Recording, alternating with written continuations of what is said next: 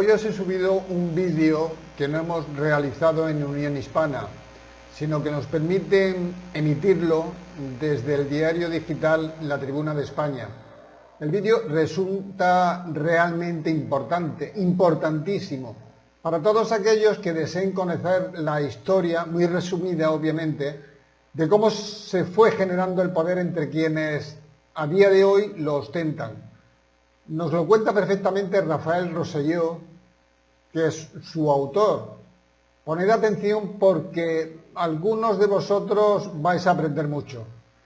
Y luego en los comentarios, que espero que sean muchos, ya nos diréis si nos conviene más que nunca unir la hispanidad. Por favor, compartidlo porque el vídeo debe viralizarse. Vamos con él.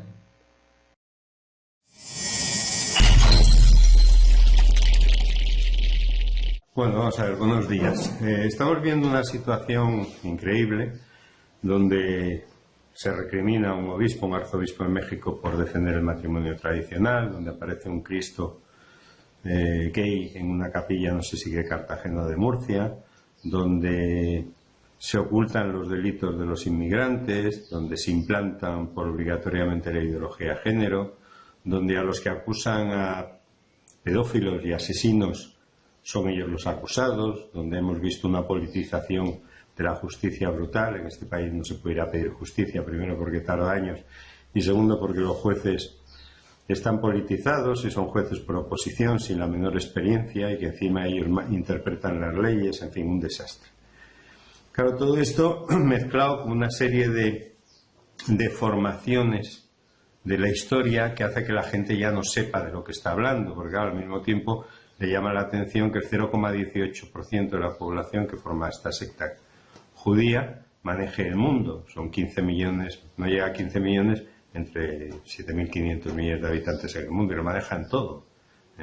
Desde el Pentágono, son los que ponen el presidente de los Estados Unidos, el FMI, la CIA, la ONU, la Unión Europea, todo. Colocan al presidente de la Federación Rusa, la KGB. Es que no hay nada que esta gente no maneje, principalmente porque manejan, entre otras cosas, el sistema financiero.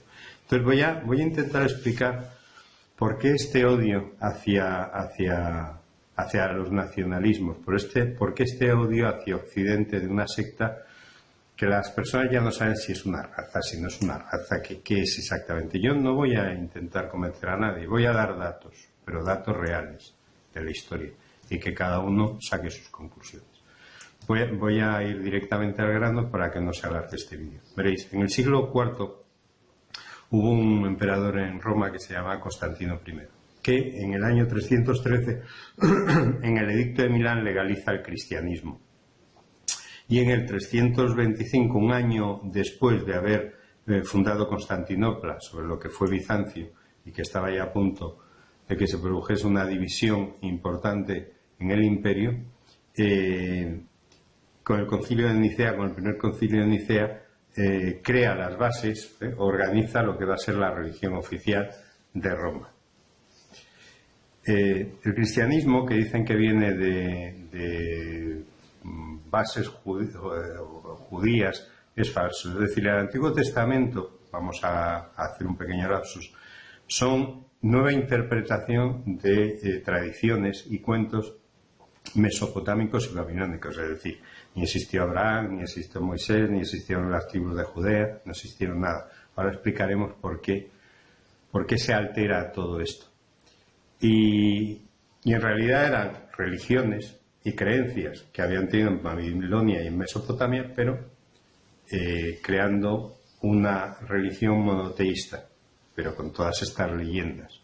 Es decir, ninguno de esos personajes se creaba. Por lo tanto, el Nuevo Testamento, que se basa o se fundamenta o dicen que es la continuación del Antiguo Testamento, pues es la continuación de estas sarta de tonterías.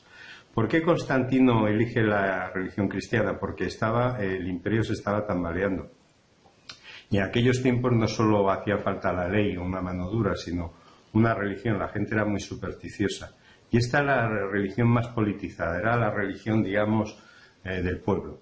De hecho, tenía hasta un grupo terrorista que eran los celotes que defendían ese cristianismo. Bueno, entonces, en esa situación del imperio y con además una sospecha de que no se sabe si es verdad o no es verdad las famosas donaciones de Constantino al Papa Silvestre I, en el cual quita unos territorios al Imperio Romano para crear los estados pontificios, insisto, en 1440.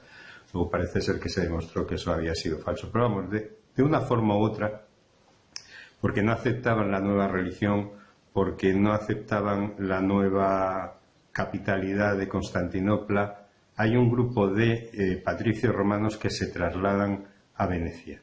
Y allí crean una pequeña comunidad que, como eran ricos, pues se basan o siguen ganándose la vida con el comercio, sobre todo de especias. Coincide con otro hecho. Hay otra secta, que son los házaros, que estaban sobre todo en el sur de Rusia, en lo que hoy en día es Kazajistán, Ucrania y Crimea, que estaban en toda esa zona que negociaban tanto con los occidentales como con el mundo oriental, que también con la expansión de la Rus de Kiev, o sea, la nueva Rusia empieza en Kiev, son desplazados y se van también a Venecia. Estos házaros habían adoptado el judaísmo como religión, es decir, el Antiguo Testamento como religión. Y allí se emparentan con estos patricios romanos y con familias de las castas sacerdotales egipcias, que también venían en la misma tradición babilónica y mesopotámica. Y entonces por eso adquieren el Talmud como libro, digamos, sagrado para ellos. ¿Cuál es el principal negocio que ellos desarrollan allí? Son tres. El primero de todo, crean la primera bolsa de valores del mundo. Se crea en Venecia y son con los pagares. Esta gente tenía dinero, guardaba el oro y la plata de los comerciantes y como habían creado una marina de guerra importante, acompañaban a estos comerciantes a cualquier parte a comprar las especies, le daban cobertura, le defendían y además le daban un pagaré y ese pagaré ahí se lo liberaban y se lo cambiaban por las especies que querían. Es decir, empiezan a inventar la primera moneda de alguna manera y la primera bolsa de monedas, que son los pagarés, donde se negocian los pagarés, que se venden. Bueno,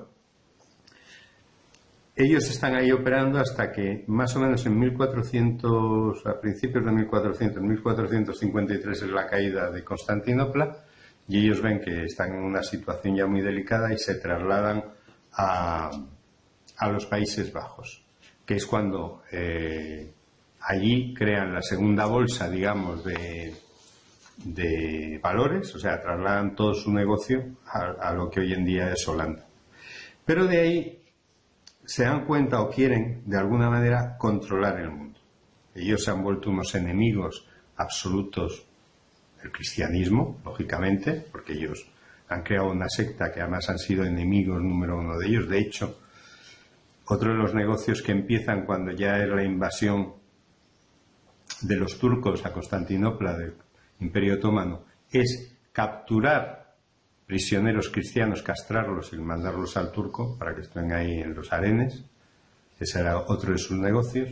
Y se instalan principalmente su oficina central en Holanda, pero ya con los ojos puestos en Inglaterra. ¿Qué ocurre en Inglaterra? Porque en Inglaterra, como en el resto de Europa, hay monarquías absolutistas. Y aunque ellos empiezan ya con el trapicheo de dejar dinero a las monarquías y tal y cual, pero ellos quieren el control total. Entonces, en 1689 acaban con la monarquía inglesa, provocando lo que fue la revolución de Cromwell y que acabó con la decapitación de Carlos I de Inglaterra. Bien. Y justo unos años después, y esto es en 1689, en 1694 crean el Banco de Inglaterra, en el cual ellos van a emitir una moneda, la moneda inglesa, y además ya empiezan financiando a ambos bandos en la Guerra de los 9 años. ¿Qué ocurre aquí? Que ellos se dan cuenta que una vez que han acabado con la monarquía absoluta hay un problema, que aparece una especie de democracia real, en la cual los aldeanos, la gente de los pueblos, elige a un representante, ese representante que va defendiendo sus derechos, se unen en comarcas más grandes y representan a otros y se forman, digamos, unos parlamentos. La Cámara de los Lores para la nobleza y la Cámara de los Comunes para esta gente. Claro, eso ellos no lo pueden controlar. Y entonces en 1721, con la fuerza del dinero, pagan para que se unan en dos grupos, aprovechando un conflicto religioso. Y aparecen los Whig y los Tories. Y aparece por primera vez la partitocracia, en la cual ya no van a votar a ese representante que ellos conocen, no. Ellos van a poner unos candidatos que son de ellos y la democracia se va a basar en que cada 4, cada 5 años vayan a votar o por uno o otro candidato. La jugada es perfecta. Controlan el sistema financiero y controlan la partitocracia. ¿Pero qué ocurre? Hay otro imperio muy fuerte que necesitan controlar, que es Francia, que también tiene un rey absolutista, Luis XVI, rey de Francia y de Navarra, por cierto. Algún día hablaremos de las monarquías españolas y, en fin, las cosas que aquí, porque también vivimos un poco de fantasía. Pero bueno, ¿y qué ocurre? Pues que le hacen lo mismo. La Revolución Francesa la financian, la paren, y en 1789 decapitan también a Luis XVI de Francia. Hasta ahí todo muy bien, porque vuelven a implantar, entre comillas, o intentan implantar la partitocracia, pero le sale la primera mosca cojonera, hablando en plata, que es que después de la derrota de Napoleón no han conseguido para nada todavía implantar en esa zona la partitocracia, y además aparece el Congreso de Viena, que va a reestructurar otra vez, después de Napoleón, otra vez las naciones, vuelve el nacionalismo, y quieren volver al régimen absolutista, es decir, al régimen en el cual cada nación es soberana. Eso a ellos no les interesa para nada. Por lo tanto, en 1848, a ver si suena esto, organizan la Primavera de los Pueblos, que son una serie de revoluciones para acabar con esas naciones. Y es más, aparece por primera vez el manifiesto comunista de Marx y Engels, judíos házaros. ¿Vale? Que es una especie de hoja parroquial basada en la República de Platón y malinterpretando aquella famosa frase de Platón que entre amigos pues todo es común. Nada que ver con la realidad que ellos luego, o la excusa que ellos pusieron para crear toda esta historia. En unos años antes, en 1834, hay un empresario inglés que se llama Robert Owen, que es el padre de las cooperativas, que emplea por primera vez el término socialista. Después de todo este lío de la revolución, de la primavera de las revoluciones, en 1864 se organiza por primera vez la primera internacional. Y esa primera internacional ya está basada en sindicalistas ingleses, socialistas, anarquistas y republicanos italianos, que ya se unen con la idea de acabar con todo. Toda esta gente siempre va en contra de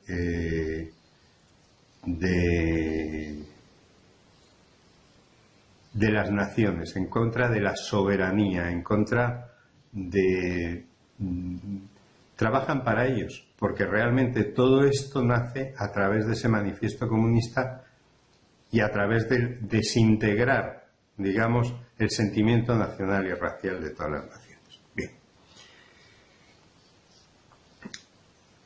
Tratan, por lo tanto, de unificar ese sentimiento, esa ideología socialista en toda Europa.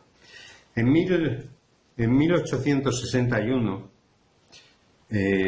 intervienen en Estados Unidos, en lo que hoy es Estados Unidos, y organizan la Guerra de Secesión, que acaba en 1865, e imponen ahí también la partitocracia. Y en 1897 es el primer congreso sionista en Basilea. Aquí ya se quitan las máscaras y ya lo que quieren es crear un Estado judío sionista, judío. No saben todavía dónde, pero que desde ahí van a controlar el mundo entero. Y para ello van a utilizar estas ideologías de izquierdas. En 1913 crean y se hacen, no crean, se hacen con la Reserva Federal de los Estados Unidos en 1913. Y al mismo tiempo crean la Liga Antidifamación, en la cual empiezan a legislar en contra del antisemitismo. ¿Cuál es el problema? Que ellos no son semitas. Semitas son los pueblos que hablan lenguas semíticas y, por tanto, se traslada ese término a los pueblos o las personas cuya lengua originaria es el hebreo o las lenguas árabes, por poner un ejemplo. Pero ¿cuál es el problema? Ellos no son originarios de países que se hablase el hebreo. Ellos son originarios de Rusia, de Kazajistán, de Ucrania, del Cáucaso, pero no de ahí. Lo que pasa es que adquieren el judaísmo y, por lo tanto, para esas tradiciones había el hebreo. Y utilizan el hebreo como lengua para el montaje del judaísmo, de ese judaísmo del Talmud, pero no es su lengua originaria. Pero crean la Liga Antidifamación para que todo que se oponga a sus planes sea antisemita. Ya empiezan, estamos hablando en 1913, antes de la Primera Guerra Mundial. En 1914 organizan la Primera Guerra Mundial ya para intentar acabar de una vez con los imperios cristianos, sobre todo el alemán y el austrohúngaro. No hay manera, han acabado con el francés, con el inglés, pero macho, está ahí el imperio austrohúngaro y el alemán, que es imposible, y el ruso. Y en 1922, poco después de acabar la Primera Guerra Mundial, la revolución bolchevique, que acaba con el imperio de los zares. O sea, que se han cargado inmediatamente el imperio alemán, el imperio austrohúngaro y el imperio de los zares. Acaban con el cristianismo, que es su gran obsesión. En 1929, para consolidar más su poder económico, la Gran Depresión en Estados Unidos, y en 1931 la Gran Depresión en Inglaterra. Después de la Primera Guerra Mundial en 1918, con el Tratado de Versalles, lo que hacen es despedazar al imperio cristiano más importante, el heredero de Carlomagno, el imperio romano, etcétera, que es el imperio alemán. Lo quieren despedazar. Además le obligan a pagar lo que ellos llaman reparaciones de guerra, es decir, endeudar el país con ellos mismos. Su propia moneda, que tenía su propio banco, se devalúa a niveles brutales. La gente se muere de hambre, de frío, no tienen carbón, no tienen granos, se lo llevan todo hacia Francia, que ya es una de sus posesiones. Pero les aparece la mosca cojonera de Hitler, y Hitler dice que hasta aquí hemos llegado, que no paga ni una reparación más, y empieza a recuperar todo el país, a volver a que haya industrias, a volver que haya clase media, a que haya trabajo, a crear su propia moneda, el Reichsmark, etcétera, etcétera, etcétera. Tanto es así que en 1936 ya la mayoría de los países eran más afines a Rusia que a esta secta que intentaba dominar el mundo. Y es cuando los famosos Juegos Olímpicos y cuando hacen abdicar al rey Eduardo VIII, porque no quería que esa secta siguiese manipulando los designios de Inglaterra. No es por casarse con una divorciada, sino la realidad es esa. El caso es que después del Tratado de Versalles renace una nación que había estado desde 1772 desaparecida, que era Polonia. Y entonces le dan a Polonia, con el Tratado de Versalles, territorios que habían estado en manos de los alemanes. Unos porque antiguamente, antes de 1772, había pertenecido a Polonia, y otra por joder a los alemanes. El caso es que, Hitler intenta llegar a acuerdos, porque la idea de Hitler era volver a unificar a todos los pueblos de habla germana, pero desafortunadamente, pues eso no puede ser. Eso no puede ser porque ya empieza a haber ahí un personaje, que es Churchill, que está pactando con los polacos para que sea todo lo contrario. Y empiezan una serie de asesinatos y masacres a los polacos que vivían en el territorio, donde habían vivido durante más de un siglo. Y bueno, son las famosas matanzas, les destruyen sus comercios. ¿Os suena todo eso a las historias que luego cuentan ellos de los judíos? Asesinatos en masa, no les permiten ir a comprar ni comidas ni medicinas, no permiten que los niños de origen alemán, los chicos puedan ir a la universidad, etcétera, etcétera, etcétera. Hasta que en 1939 a Hitler ya se le acaban de hinchar las narices e invade esas zonas para defender a sus alemanes que estaban ahí siendo masacrados, no para conquistar el mundo, no invade Polonia tampoco, invade esas zonas para defender a los alemanes que vivían allí. Y Rusia, la Rusia de ellos, ya había empezado a infiltrar células comunistas, dicen, ojo, que esto puede ser un problema. Invaden la otra parte de Rusia. La guerra, bueno, Hitler tenía un ejército mucho menor, tenía un ejército defensivo, no ofensivo. De hecho, él no quería guerra con Inglaterra ni con Francia, por eso se comprometió a no tener nunca más de un tercio de la armada de Inglaterra. Tampoco tenía combustible, tenía carbón, pero no tenía combustible para los tanques. En fin, de lo que han contado y de la versión de la Segunda Guerra Mundial no vamos a hablar aquí para no tener problemas y que no censuren el vídeo, pero no se sostiene. No se sostiene. La nueva memoria histórica de lo que contaron no se sostiene. Primero porque no hay ningún ejército que tenga 6, 7, 8 o 9 millones de prisioneros. No hay nadie que sea tan gilipollas de tenerlo. Segundo, si tú no tienes combustible, mal puedes estar incinerando. Además, ¿para qué vas a incinerar si no tienes ninguna necesidad? Un tiro en la cabeza y a tomar por culo. Que no haya pruebas de todo eso, unas cámaras de gas que casi no existen. Pero en fin, es más fácil de explicar diciendo que cuando acaba la Guerra Mundial se firma la Carta de Londres, en la cual se prohíben investigar todos los crímenes de los aliados.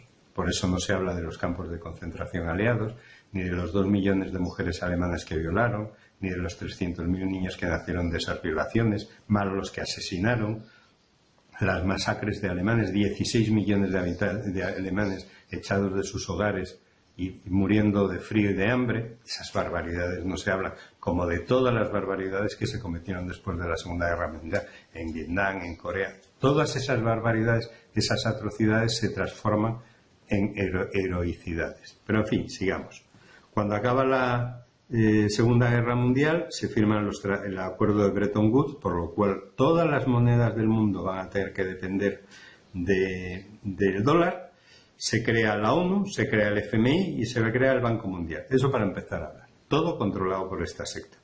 Se crea en 1948 el Estado de Israel, que se le da, personalmente es de Rothschild, se le da a Rothschild, que es, digamos, el jefe de esa secta, se le da a él, es decir, Israel es de Rothschild.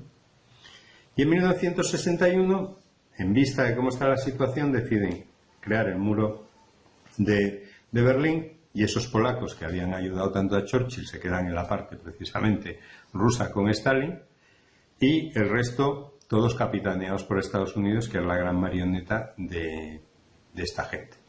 Para que os hagáis una idea, desde que acaba la Segunda Guerra Mundial, en los países que el comunismo ya se había consolidado, pues mueren más de 100 millones de personas entre los gulags, las hambrunas, los fusilamientos, los malos tratos y demás. Y aquí, en la parte occidental, para imponer esta partitocracia, llevamos 30 millones de muertos y atrocidades de todo tipo y 125 países y desestabilizados. Jamás hemos tenido un día de paz desde que acabó la Segunda Guerra Mundial. Bien, en el 1963 en Estados Unidos, para consolidar el poder de la secta, se crea el AIPAC y el AIEF. El AIPAC es el lobby judío házaro y el AIEF es, digamos, el lobby para el adoctrinamiento.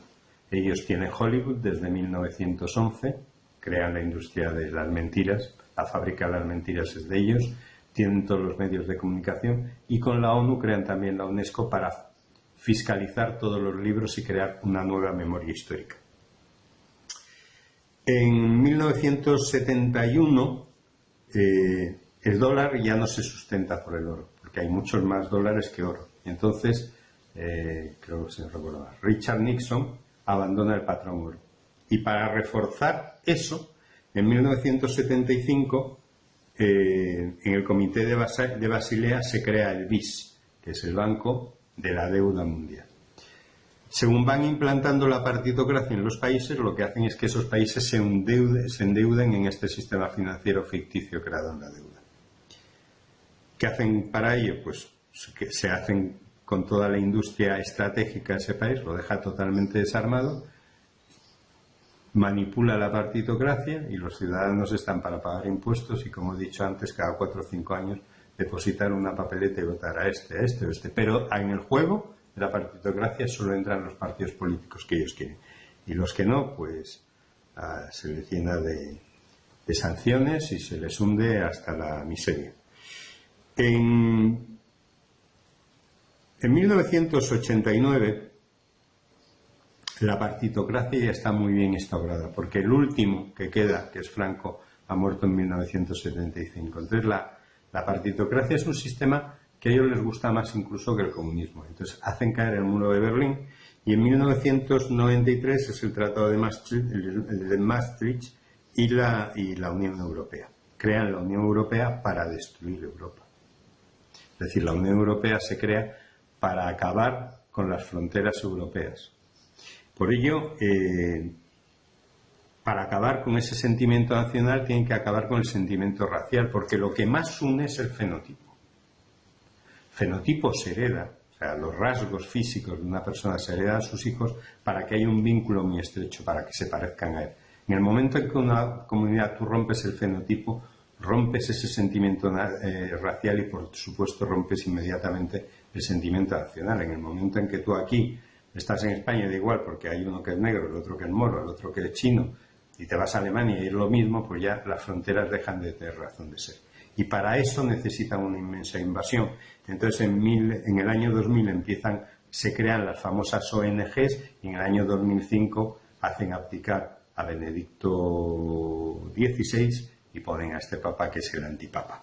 Y ahí empieza ya la segunda parte, porque para acabar, ellos quieren acabar con el sentimiento, con las fronteras, pero quieren acabar también con Occidente, con el cristianismo, y el proyecto es islamizar Europa. Se dicen muchas tonterías de Mussolini y de Hitler. Yo, por desgracia, aquí no puedo hablar lo que quisiese porque lo censuran. Porque, además, es tan curioso que de eso no se puede hablar, está prohibido ponerlo en duda.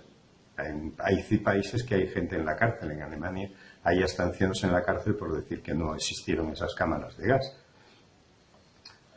Entonces, hay que tener mucho cuidado, pero simplemente voy a hacer una pequeña reflexión. Ni Hitler ni Mussolini eran ateos. Mussolini era un putero, pero no era ateo. De hecho, fue el que propició los acuerdos de Letrán, por los cuales el Vaticano recupera el Estado Vaticano. Y además le da dinero porque estaba en quiebra técnica. Pero no es solo eso, es que Mussolini, que se había casado civilmente, renueva sus votos en una ceremonia católica. Eso para empezar. El que era ateo era Churchill, que adoptaba la creencia según los intereses que quería. Además lo declara, dice: adopto las creencias que en cada momento estén de acuerdo con mis deseos. Pues si eso no es ser ateo, que venga Dios y lo vea. Y Hitler era lo mismo. Hitler luchaba contra el comunismo. Y la lucha es la misma, es el nacionalismo, el seguir teniendo nuestras naciones, nuestras fronteras, nuestras tradiciones. Porque ser cristiano no es ir a la iglesia. Yo sé la verdad del cristianismo.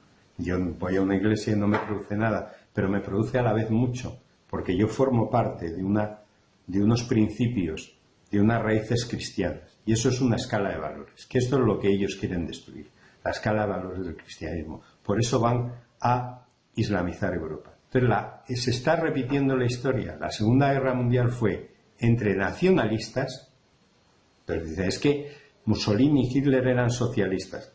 Chicos, pensar un poco con la cabeza. Insisto, el socialismo es una frase que crea un señor que se llama Robert Owen en 1800, no me acuerdo porque lo tenía por aquí apuntado.